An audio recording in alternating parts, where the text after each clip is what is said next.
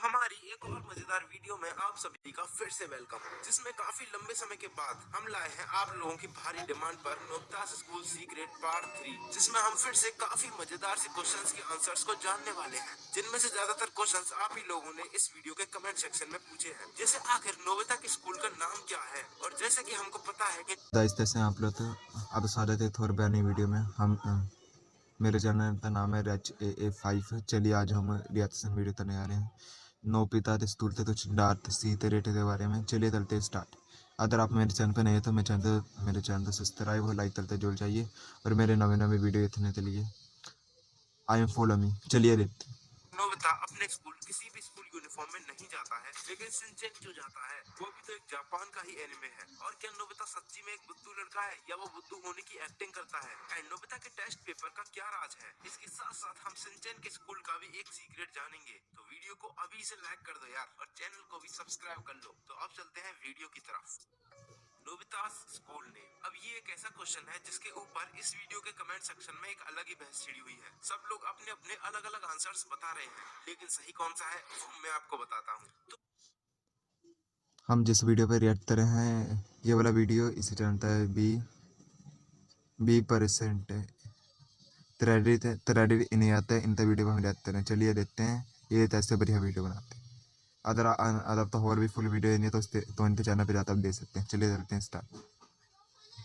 तो जब Doraemon anime version से पहले पहली बार मांगा के रूप में आया था, जिसे हम 1973 डोरेमोन के नाम से भी जानते हैं, तब नोबिता के स्कूल का नाम था डाउनटाउन एलिमेंट्री स्कूल। लेकिन जैसे जैसे ये आगे बढ़ा, 1973 डोरेमोन को कई कारणों की वजह से बंद करना पड़ा, और फिर इसके बाद भी इसके कुछ और मांगा वर्जन आए, और एट लास्ट इसका एनिमे वर्जन आया। और उस एनिमे वर्जन में नोबिता के स्कूल का कोई भी नाम हमें नहीं बताया गया, और अभी भी उसके स्कूल का कोई भी नाम नहीं है। अब कई लोग कमेंट्स में कहेंगे कि गूगल तो नोबिता के स्कूल का नाम गाको बताता है, लेकिन मैं उन लोगों को बता दूं कि गाको नोबिता के स्कूल का नाम नहीं है, बल्कि जापान में गाको का मतलब ही स्कूल होता है। जैसे हम इंडिया में हिंदी में स्कूल को विद्यालय कहते हैं, लेकिन विद्यालय स्कूल का नाम तो नहीं होता ना। और डोरेमोन में भी हमें कभी भी नोबिता या किसी को भी अपने स्कूल का नाम लेते हुए नहीं दिखाया गया, और स्कूल की बिल्डिंग पर भी कोई भी नाम नहीं लिखा रहता है। और वैसे भी हमें नाम जानने की क्या जरूरत है, हमारे लिए तो वो नोबिता का स्कूल ही है। अब देखो गाइस, हमें ये पता है कि नोबिता अपने स्कूल अपनी गाइस आपने नोटिस करा है वो ना नोबिता जब भी पेपर में जीरो मिलता है तब उससे सारे वो तो ठीक रहता है, फिर भी उसके पेपर में जीरो क्यों मिलता है? जब सारे उससे चेक रहते हैं आंसर फिर भी उससे जीरो क्यों मिलता है? अदर से जानना है तो आप कमेंट करना इस तरह और वीडियो बनाते हैं उसके बारे में। चलिए अब याद देखते हैं। किसी स्कूल यूनिफॉर्म में नहीं जाता है। और नोबिता ही क्या, नोबिता के स्कूल का कोई भी बच्चा स्कूल यूनिफॉर्म में नहीं आता है। बट शिनचैन में ऐसा नहीं है। शिनचैन में शिनचैन और उसके सभी दोस्त, मेरा मतलब शिनचैन के साथ पढ़ने वाले सभी बच्चों की स्कूल ड्रेस है, और वो हर रोज उसी ड्रेस में स्कूल जाते हैं। लेकिन ऐसा क्यों है? शिनचैन भी तो डोरेमोन की तरह एक जापानीज एनिमे है, तो फिर ऐसा क्यों है ये मैं बताता हूँ। तो जैसा कि हमें पता है कि शिनचैन अभी किंडरगार्टन में है, और अगर हम रियल जापान के स्कूल सिस्टम की बात करें तो वहाँ पर किंडरगार्टन के बच्चों की स्कूल ड्रेस होती है, और उन्हें वो ड्रेस पहन के आना ही कंपलसरी होता है। लेकिन फिर जैसे ही वो 6-7 साल के हो जाते हैं तो वो आ जाते हैं एलिमेंट्री स्कूल में, और जापान में एलिमेंट्री स्कूल्स की कोई भी यूनिफॉर्म नहीं होती है। और यही रीजन है कि नोबिता के स्कूल की कोई भी यूनिफॉर्म नहीं है, क्योंकि वो एक एलिमेंट्री स्कूल है। और नोबिता भी जब छोटा दाई साहब तो लगता है दाई साहब तो लगता है हमारे इंडिया में भी ऐसा होना चाहिए, या फिर हाई स्कूल में जाते तो वहाँ से वर्दी हटे जानी चाहिए। पर वर्दी हटे यार फिर अच्छा लगे स्कूल। आप तो अदर ऐसा तो आप तो देखना है तो आप तो मेंटल थे जरूर बताना। अदर आप तो यस में आंसर देना। अदर आप तो इस तो इंडिया से भी ड्रेस हटानी है स्कूल की, अदर तो नहीं हटानी है तो नो में आंसर देना। चलिए आधे। था तो उसकी भी स्कूल ड्रेस थी। ये चीज आपने कुछ एपिसोड्स में देखी होगी, और ये चीज हमें सिंचन में भी देखने को मिली है। तो सिंचन का एक एपिसोड था जिसमें हमें 6 साल वाला सिंचन देखने को मिला था, जो किंडरगार्टन से निकलकर एक एलिमेंट्री स्कूल में पहुंच गया था। और इस एपिसोड में सिंचन के नए वाले एलिमेंट्री स्कूल की कोई भी यूनिफॉर्म नहीं थी। लेकिन गाइस, जैसा कि हम सबको पता है कि सिंचन और डोरेमोन बहुत समय पहले से चले आ रहे एनिमेस हैं, और शायद पहले जापान के स्कूल्स में इस तरह का सिस्टम चलता होगा, क्योंकि अब तो जापान के हर स्कूल की कोई ना कोई यूनिफॉर्म तो है, चाहे वो किंडरगार्टन स्कूल हो या फिर एलिमेंट्री स्कूल। अब नोबिता के स्कूल की बात चली रही है तो आपने ये चीज भी जरूर से नोटिस की होगी कि जब भी नोबिता को टेस्ट पेपर में जीरो मिलता है तो उसके सभी आंसर्स पर सर्कल या रॉन्ग का साइन नहीं होता है, बल्कि उस पर टिक लगा हुआ होता है। देता रहा इसे, यही तो मुझे भी नहीं समझ में आता ना। जब ना नोबिता के टेस्ट पेपर में उसे 0 मिलता तब वो उस पर हर एक टिक का साइन क्यों लगाता है, वरना हमारी टीचर तो सीधा 2 बना देती, वरना वेरी पोर लिखते दे देती रे लो अपने वहाँ पर रिथाना, और हमें रिथाना ही पड़ रहा था। अब तो उसे तू थी, वरना मैम अपने फ़ोन पे बता देती। चले तुम नोबिता तो तुम टीचर साइन मिलता है।